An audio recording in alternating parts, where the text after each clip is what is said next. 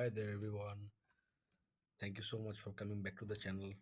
Today, we are going to learn about how to upload a file in the Google Drive. It is a vital task nowadays.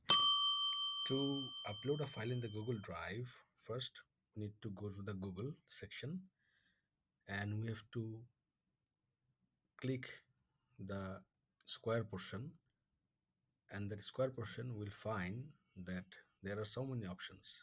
There we will find Google Drive. Okay, let's click here. After clicking, it will take some time and pop up the whole interface. There we can see in the left corner there's an option where it has been written that upload a file. Through the cursor, we have to click there and we can choose any of the files from the computer.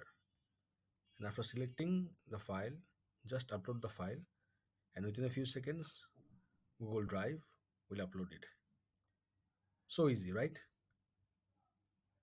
See you in the next video. Thank you.